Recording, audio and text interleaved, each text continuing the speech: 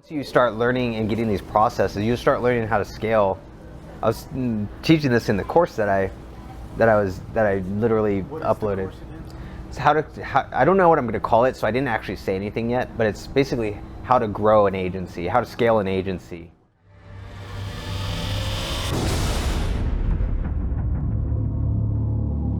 Now it gets harder and harder literally every day because you have so many people doing it. So the way that you do that is you have to brand yourself or make your thing unique so that there are no competitors. You have to build your own world around your cookies now. That your cookies might be for a specific audience. Like it might be for specific, like the mixture that you have, that this alchemist is doing is made specifically for 50 and older with joint pain who want to not just enjoy an edible, but want to also know that after eating this cookie, they can do whatever they want. They'll have no joint pain. They can enjoy the party that they're at because they're fully 100% pain free. They can enjoy the wedding. They can enjoy whatever. And also be a little lightheaded or whatever, you know. I've never had edibles. I've hit a bong before and had a really bad experience. So, really bad. I went to the hospital. It was so bad. Yeah. Okay. Well, what is the problem with weed taste? Well, I don't like it. It just depends. There's so many variations. Some people love the taste. Some people love eating the brownies, some people don't. Does it stay on your breath with the weed taste? No? Can? It can. Ours specifically or different? Just in general. Yeah, it can. It can. I mean, from my experience. Yeah. So, if you're leaving a party or whatever, and you get stopped by the cops, and you have he smells weed on your breath, what happens? He's going to be like, even if it's you have a small hint of alcohol on you, they're going to do sobriety checks. They're going to search your car. They're going to do all that stuff. And even if you don't let them, they're going to bring a police dog. They're going to do whatever they can do to trigger that police dog. So then they have probable cause to open up everything without your consent. Mm-hmm. Can you imagine that after a party? So think of that. Think of that pain. That sucks, yeah? So that person who knows that they're going to a Christmas party, knows that they're going to a wedding, knows that they're going to those things, are they going to choose yours that would not leave that on their breath? Or are they going to choose the competitors, all of the other competitors? Yeah, right? They're going to choose yours. That's just one. That's one way to create a whole new world around yours that your competitors can't play in, right? Or aren't playing in. So you hit these pains, you hit these things, and then it allows you to then charge more too, because you charge. Yep, you're like, you can have the ones, we can have ones we do have our, recommend if you're like low on cash, you can go to one of our competitors. They have their cookies at $5, but they do leave, a nasty smell on your breath. So if you're going to a party or whatever and you feel like you're getting potentially stopped by cops or something like that, you use ours, which is $7. We have a whole formula where, each cookie is there. Like you're not going to get, like they wouldn't, even police dogs wouldn't be able to smell weed on your breath. So what would be ways to pretty cool. increase a company's value? Like what did you do for Pro Sulum? The same thing. Yeah. What did you do to increase Pro Sulum's value? Make it The service? Yeah, that's a good question. So mine's based around the big problem that most companies have that are actually profitable and doing, like they're in business, is that you get to a point. So imagine you guys, imagine you guys get your cookie business going. You have 50 customers a week, and all of you, you're in the kitchen, you're with the persimmons, doing all the alchemical stuff you do, and you're out there doing your thing. But now he's in the kitchen, he has to hire some people because orders are getting too large. What's he gonna run into? What's gonna take his hours away from actually making cookies if he has to hire people? Processing orders? No, because he can't process the orders because he's doing this thing. He just hired some people. What is he gonna have to do? Train them. And if he's training them, how long do you think it'll take? Weeks. Probably weeks, hours out of the day to train them, and then trusting and everything like that. That happens with just about every business, and it's the reason why most businesses can't scale. So what makes Pro Sulum more valuable is that rather than taking weeks to train somebody, he would just have you come take an iPhone video of what he does, and he'll talk as he's doing it anyways because he has to fulfill orders. So he's talking, saying, hey, I do this, I put this, and I do this, yada, yada, yada, yada, right? So he does all that. You would just hand him off to my guys overseas. They would document exactly step by step what he's doing. Now you have a full standard operating procedure checklist. There's no training. New guy comes in, he just boop, plops down. This is how you make these types of cookies. Follow the instructions. That's it. So he can have 5 new guys come. He can have 2 new guys come. He could have 5 guys leave, and then 10 guys come, and literally just boop. Here you go. And then in the meantime, my guys are when the orders are processed, they're processing they're actually doing the invoicing. They're doing the following up with clients, customers to pay. They're doing a whole bunch of different things. So not only are they making the checklists, they're actually doing a lot of the tasks that can't be done physically, that can be done remotely. So that's what makes my guys valuable, is all of that. They come ready-made. You don't have to train them to do that. It's literally just, they come in, they're able to make those documents, they're able to help. Like if you have accounting, bookkeeping, all this other stuff, that you just do the same thing. And then now they're able to do it for you, and they'll do it from then on forever. So they make the modules and the whole, like, even the little funny cartoons, like, what do I do here? It's not cartoons, it's actually a document. It's actually like, and it'll have like pictures of you. Like if you were making cookies, it has pictures of you doing it. SOP booklet. Yep. But then also there's gonna be like, you know, the video form, right? You don't need the video form at that point.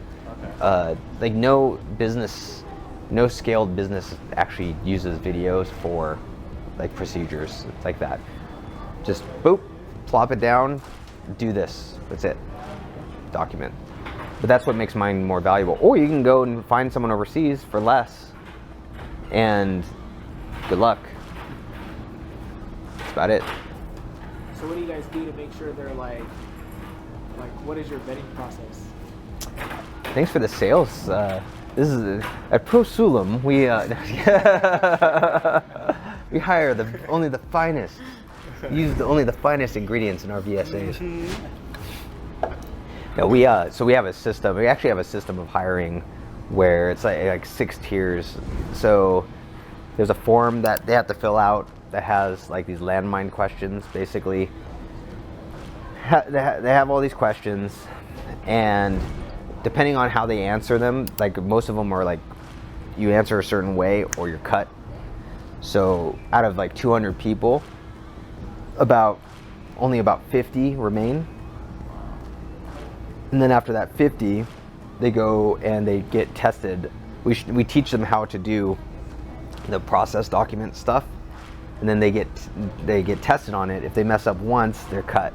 So then about like maybe half of them or less make it to the next. And then the third tier is like a small interview, and some get cut from there. Then the fourth tier is they actually work for us. And then the 5th tier is they work for us for about a week. They get tested. If they pass, great. If they don't, they don't. Then from there they get another interview. And then so that's tier 5, and then the tier 6 is the final interview with my general manager. And then they might get interviewed by the actual client as well. So by that time, if they're usually rock stars by then. So, but yeah.